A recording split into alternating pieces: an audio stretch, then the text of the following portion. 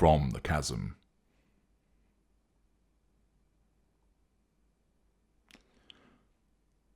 As part of enabling me to achieve the grand design, which I will tell you about on another occasion, I agreed to undertaking a period of interactions with the individuals that I call the good doctors, Dr. E and Dr. O. This was part of the process whereby my family, certain elements of that family, believed that they were asserting control over me. Little did they realize that, quite simply, they were never going to make me do what they wanted. And I only agreed to what they wanted because it suited my purposes. It suited my purposes to enable me to understand more about myself. It suited my purposes to enable me to become more effective, to increase my level of weaponization. It was already heightened, but the additional of further understanding about what I am was always advantageous. My awareness was significant. But now I had decided that I would take it by bolting on the characteristics of these two individuals to acquire the more finessed knowledge that they had from a scientific perspective. I was allying the practical of what I was with the theory of what they knew, and I recognized that combining the two would create a powerful outcome for me. Also, by engaging with these two individuals, it gave me access to information with regard to one of them for the purposes of the grand design. As part of this, it was necessary for me to undertake consultations with both these individuals. These started some time ago, and as part of those consultations, I am going to describe to you an incident appertaining to the Chasm and what lurks there, to give you greater understanding as to what occurs with an individual such as I, but it was also instructive for me to learn more about the dynamic and who that I was.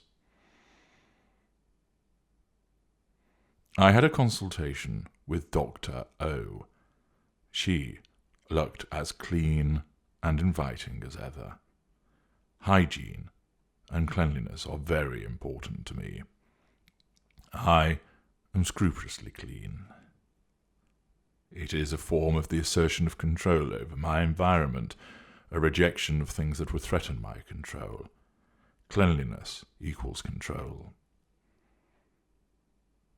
I was sat across the room from her, but the scent of cleanliness from her was discernible. I imagined that if I tasted her, that she would taste clean. Her clothes were immaculate, her hair shiny and held in a ponytail, and I could see that her nails were clear, yet expertly manicured. The quality of her skin reminded me of someone that I knew long ago.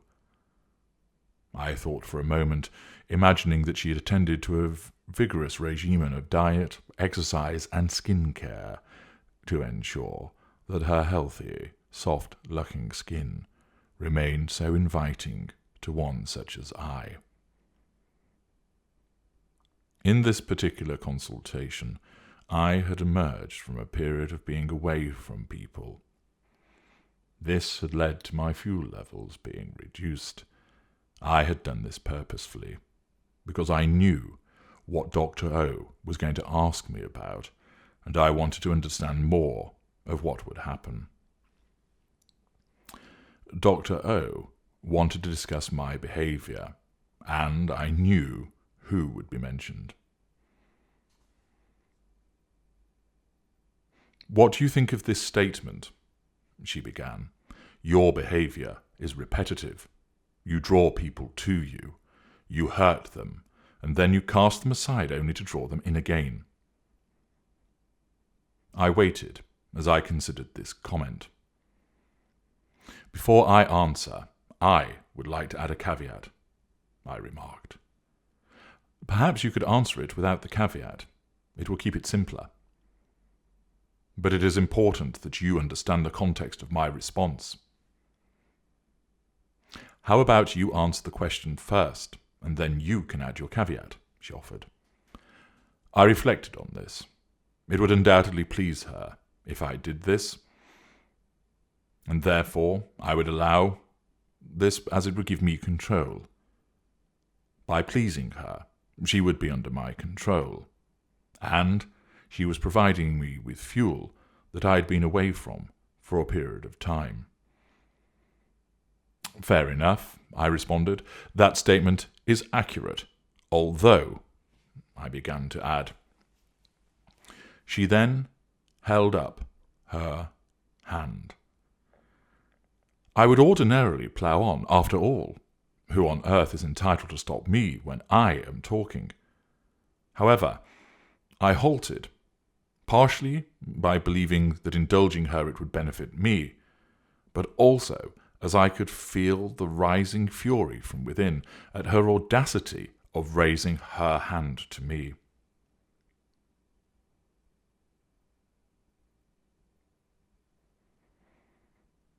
Thank you. How do you feel about this statement? You are stuck in this behaviour. She had followed up with a further question when she said to me that she would allow me to add a caveat. She misled me. I did as she agreed, and now she has reneged on that agreement. I was not pleased. I could feel the fury now rising inside. I knew why she had done this. She had purposely set out to threaten my control. She wanted me to feel small. She knew that I had been away. She knew that this would increase the potential for vulnerability. This is what they all did, just like her. They tried to make me feel small and helpless and useless and pathetic and contemptible. I could feel the grip on the situation loosening as the threat to control manifested. There was a sensation of falling as I tried to reach out and grasp my surroundings, but they shifted and moved as if it felt like they were spilling through my hands. I could sense the yawning chasm making its appearance now, waiting to engulf me, that place of those lost emotions which are fought on a near-daily basis. They were rising up to haul me into the chasm. They wanted to surround me and consume me. And there it was, that voice drifting up from below, echoing and distant yet somehow clear, that ghostly voice from long ago that lurks in the chasm and becomes unleashed when moments like this happen.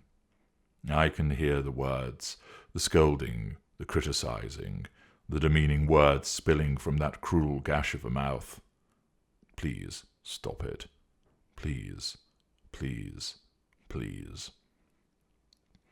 Those were the words that I had uttered such a long time ago, and that I forget about, but then I am rudely reminded of them in moments such as these.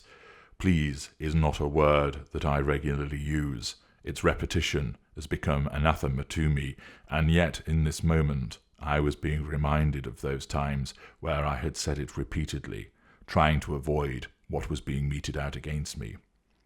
Yes, I feel stuck. I am stuck with her, I suddenly said to Dr. O, the words coming out in a forced, almost breathless manner. Was Dr. O in the room any longer? I couldn't be sure. It was almost as if she had melted into the surroundings. I am stuck listening to the unfair and unjust criticisms of everything that I do. I try and move forward. I try each and every day by trying to extinguish the accusing voice, by finding those who will praise me so that their words will stop hers from bringing me down. I have to surround myself with those who can help me diminish and then extinguish her. They are necessary in order to help me survive. I turn to others so that their voices will drown hers out, the kind words, the adoration. I have to have it in order to stop her, to stop the voice from within the chasm. Even the screaming and the tear-filled sobbing and the shouting, that is preferable to hearing that woman and her acidic tongue. Sometimes it works for a time. Her voice is lost amongst the cacophony of others, but she always comes back. Why? What did I do to deserve this? I cannot seem to get rid of her. Even when I think this time she has been silenced, she somehow surfaces. I cannot stand it. Why do you do this to me? I never did anything to you, did I? I just wanted you to tell me that what I had done was good, that I had your approval, but you never would you?